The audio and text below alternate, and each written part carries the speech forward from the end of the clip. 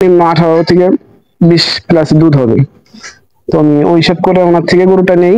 আসসালামু আলাইকুম, আমার নাম মোহাম্মদ সুমন হোসেন, আমার বাড়ি রাজশাহী। গরুর জগৎটা খুবই একটা সমস্যার জগৎ। এখানে ভালো মানুষ খুঁজে পাওয়া খুব রেয়ার, পাওয়াই যায় না। তো আমি এই খামারে আসার পরে বড় ভাইয়ের কাছ থেকে অনেক বুঝায় সুঝায় একটা গরু আমি নিচ্ছি। তো আমার জন্য দোয়া করবেন, ভাইও খুব খুশি হয়ে দিচ্ছে। আসসালামু আলাইকুম ওয়া রাহমাতুল্লাহি ওয়া বারাকাতুহু। আলহামদুলিল্লাহ, প্রিয় দর্শক যে যেখান থেকে দেখছেন সকলকে জানাই আন্তরিক ধন্যবাদ এবং মোবারকবাদ। আজকে আমার খামারের পাশে অনেক ভাইঞ্চারিদেরকে দেখছেন। আসলে এক একজনে এক এক জায়গা থেকে আসছে আমার খামারে দেখার জন্য এবং আমার সাথে একটু পরামর্শ নেওয়ার জন্য কিংবা ভালোবাসা দেওয়ার জন্য নেওয়ার জন্য। আর যিনি ক্যামেরাম্যান আছেন তিনিও কিন্তু অনেক দূর থেকে আসছেন, নবাবগঞ্জ থেকে আসছেন উনি। আমার খামারে দীর্ঘ 20 থেকে 25 দিন যাবত আছেন। হাতে নাতে গরু কিভাবে লালন পালন করতে হয় এই বিষয়ে জানতেছেন, শিখতেছেন, নিজে আমার সাথে কাজগুলি করতেছেন। আলহামদুলিল্লাহ, ওনার কাজ আমার কাছে ভালো লাগে। তবে আমার মনে হয় উনি খামার দিয়ে সফল হতে পারবেন যদি আরো ভালো করে কাজ করেন, মনোযোগ দিয়ে, ইনশাআল্লাহ। আমার সাথে আরো এক ভাই আসছে, এই যে ভাই আসছে, সকলের কাছ থেকে জানবো যে কোন জায়গা বাড়ি এবং কি জন্য আসছে, এটা একটু জানবো ইনশাআল্লাহ। প্রথমে শুরু করি, আমার বাম পাশে যিনি আছেন, জানতে চাবো ওনার নামটা কি এবং কোন জায়গা থেকে আসছেন। একটা প্রতারিত হয়েছেন সেই ব্যাপারে ওনার কাছ থেকে জানতে পারবেন ইনশাআল্লাহ। আসসালামু আলাইকুম, আমার নাম হচ্ছে মোহাম্মদ ইকবাল। আমি আসছি ঢাকা থেকেই। আমার দেশের বাড়ি হচ্ছে ফরিদপুর রাজবাড়ী। আমি বিগত কিছুদিন আগে একটা গরু নিয়েছিলাম পাবনা থেকে আর কি।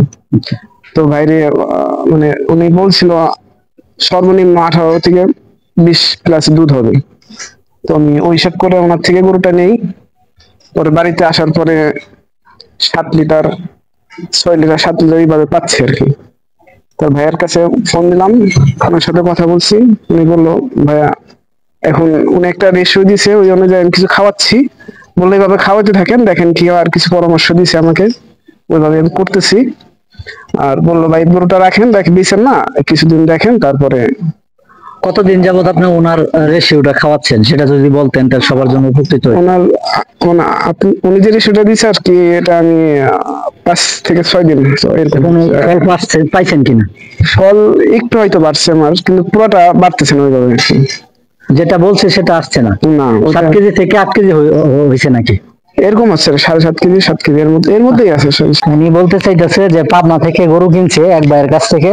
আসলে ওই দিন আমি একটা ভিডিও দিছিলাম, আপনাদেরকে আপলোড করছিলাম, আপনারা দেখছেন সকলে, যে পাবনা আসলে পাগলা কারক। ওই জায়গার মধ্যে গরু কেনার আসলে বর্তমানের অবস্থা খুব খারাপ। কারণ কোনো এক সময় পাবনা থেকে মানুষ গরু ক্রয় করে কিন্তু ভালো পজিশন করতে পারছে, যা বলছে হয়তো একটু এদিক সেদিক হয়েছে, কিন্তু বর্তমানে যারা গরু ওই জায়গা থেকে ক্রয় করে, সবাই না, কিছু জনের কাছ থেকে, তখন কিন্তু দেখা গেছে যে পুরাটাই লস হচ্ছে। যতটুকু বলছে, ধরেন 20 কেজি দুধের কথা বললে পরবর্তী দেখাতে 7 কেজিও পাচ্ছে না। এরকম পরিস্থিতি আমার মনে হয় এখন হচ্ছে, কিন্তু কোনো এক সময় কিন্তু এরকম হয়েছে না। যদি হইতো তাহলে প্রথম থেকেই মানুষ ওই পাবনার নাম শুনলে আর কেনার জন্য যাইতো না। কি কোন ভাই, ঠিক না? হ্যাঁ, ঠিক আছে। আচ্ছা, আলহামদুলিল্লাহ, খুব ভালো লাগছে। আরেকটা জিনিস হচ্ছে, উনি পরামর্শ নেওয়ার জন্য আসছে। আমি বলছি যে ভাই আপনি এখন গরুটা বিক্রি করেন না, আর কিছুদিন দেখেন, এবং যদি এখন বিক্রি করেন তাহলে কিন্তু অনেক টাকা আপনার লস হচ্ছে।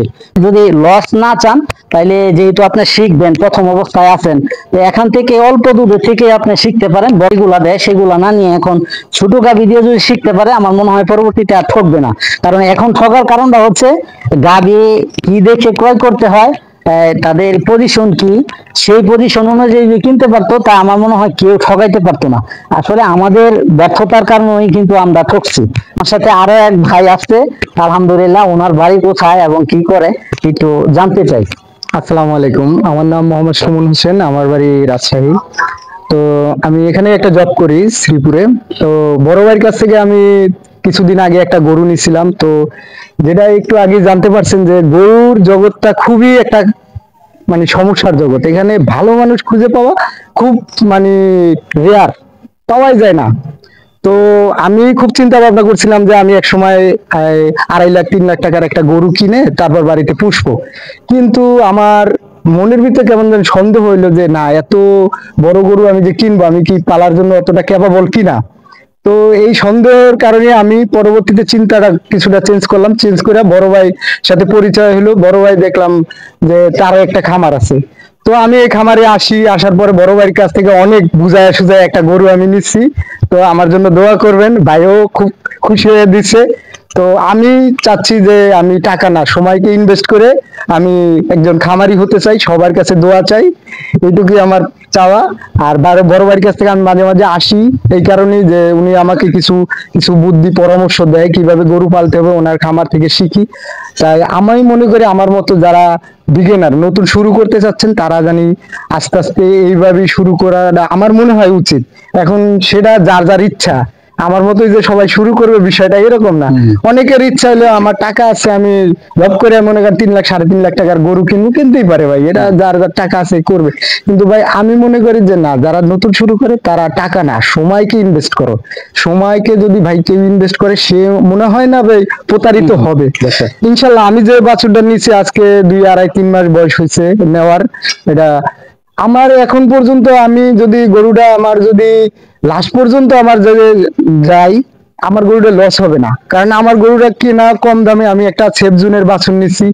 এটা আমার লাস্ট পর্যন্ত আমার দুধ যাই দিক, আল্লাহ আমাকে যাই দিক, আমার লস হবে না। তার কারণ আমি এটা কিনছি কম দামে, আমি আস্তে আস্তে আস্তে আস্তে বড় করতেছি, আমার কষ্ট কম হচ্ছে, ঠিক আছে। এবং আমি সবচেয়ে বড় পাওনা এটা থেকে আমি শিখতেছি, আমি প্রতিনিয়ত এখান থেকে শিখতেছি।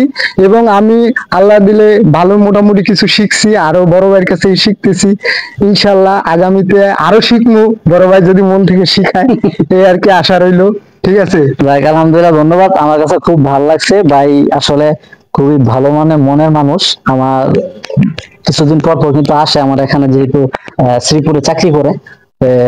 আমার কাছ থেকে একটা নিচে হুস্তা অবস্থা যেভাবেই হোক, আমি দোয়া করি। আসলে আমি মন থেকে দিছি এই ভাইকে, এই বাচ্চা যেটা নিচে বকনা বাচ্চাটা, এটা যেন আল্লাহ তাআলা এটার বদৌলতে যেন আল্লাহ তাআলা এই খামারকে বড় করে দেয়। আমি মন থেকে আমি দোয়া করি। আরেকটু বিষয় বলি, সেটা হলো আমি যখন গরুকে পালার চিন্তা ভাবনা নেই, তখন আমি এই ওনার মতোই পাবনা যাইতে চাইছিলাম। প্রথম আমার টার্গেট ছিল, প্রথম আমার বাড়ির কাছেই পাবনা, তো আমার বাড়ি থেকে 70-80 কিলো হবে।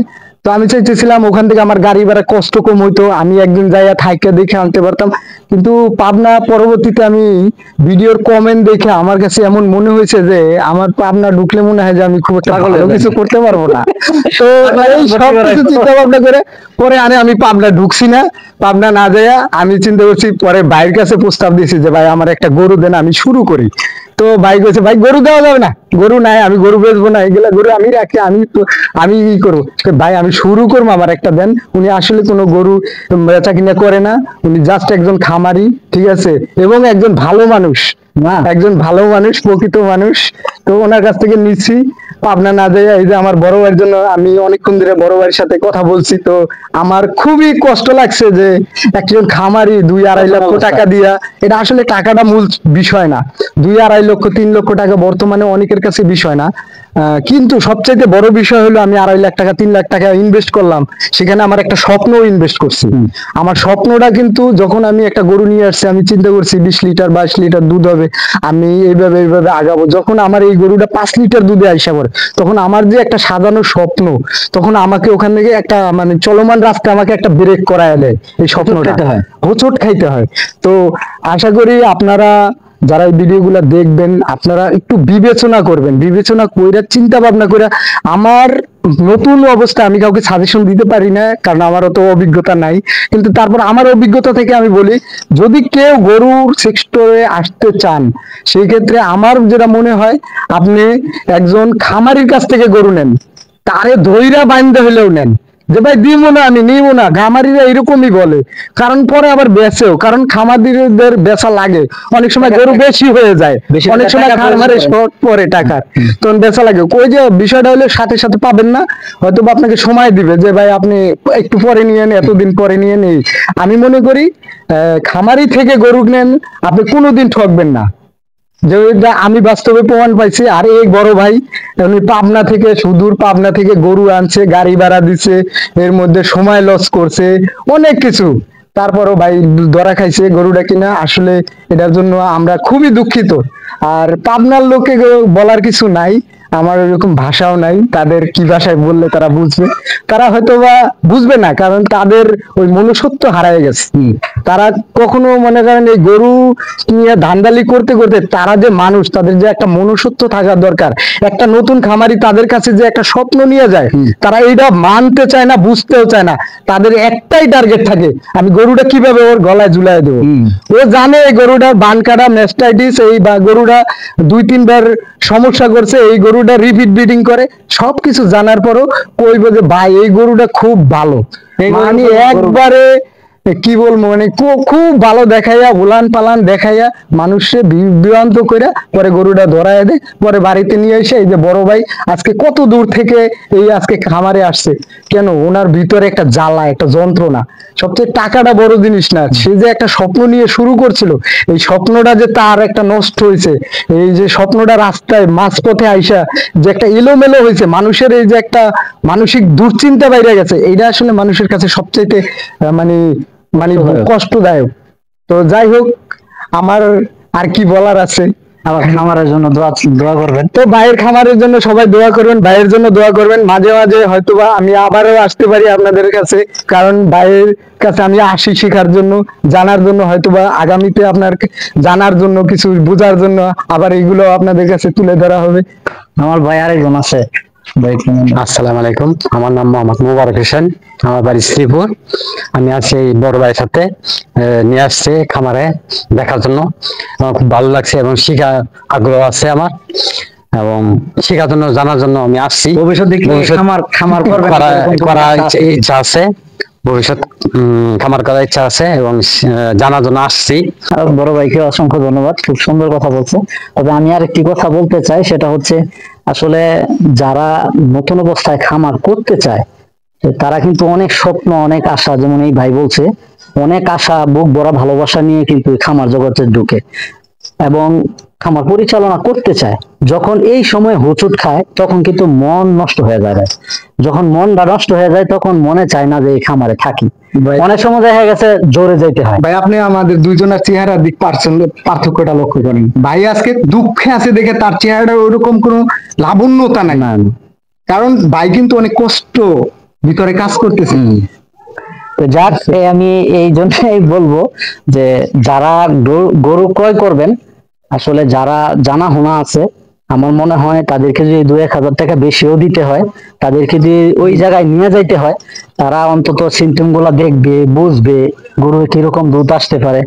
এই পজিশন দেখা যদি বলে যে ভাই আপনি এই গরুটা নিতে পারেন, জি জি নিতে পারেন, না হয় তারা 2-4 হাজার নাহলে 1 হাজার টাকা দিলেন, বেশি দেওয়া হলো, মানে যাকে নিবেন আপনি দালাল হিসেবে আমি বলবো না, যাকে আপনি বন্ধু বানায়, ভাই বানায় নিবেন, যে ভালো গরু চিনে বুঝে, তাকে নিয়ে যদি যান, সে যদি বলে না এই গরু দিয়ে আপনি যেহেতু 20 কেজি বলছে, আপনি 20 কেজি পাইবেন না, 15 কেজি ধরে আপনি নিতে পারেন, এরকম যদি হয়, আমার মনে হয় গরু কেনাটা সবচেয়ে ভালো।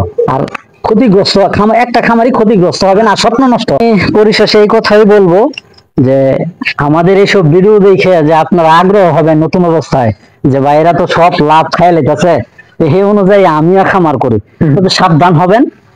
যখনই খামার করবেন বুঝে শুনে করবেন, সাবধানতা অবলম্বন করবেন। আমার লাভ দেখা যদি আপনি গাছে উড়েন গা, আমি অনেক গাছের আঘাত আম পাড়তে গেছি, অনেক যদি এই সাথে সাথে যদি আপনি আম গাছ আম পাড়তে যান, তো অনেক সময় আম গাছ আপনার উড়া নাও জানা থাকতে পারে, হুচুট খেয়ে পইরা কুমোর যাবো গা ভাঙ্গা। এই সেক্টরটা সবচেয়ে সেনসিটিভ বিষয় এবং অনেক কিছু জানার বিষয়, অনেক কষ্টের বিষয়। এখানে লাভ আছে ঠিক আছে, কিন্তু লসের সংখ্যা সবচেয়ে বেশি। জন্য দোয়া করবেন, এই ভাইয়ের জন্য দোয়া করবেন। একটা গাভী কিনছে, ওনাকে আমি দেখি কি করা যায়, বলে দেবো যে গাভীটা যেন না বিক্রি করে।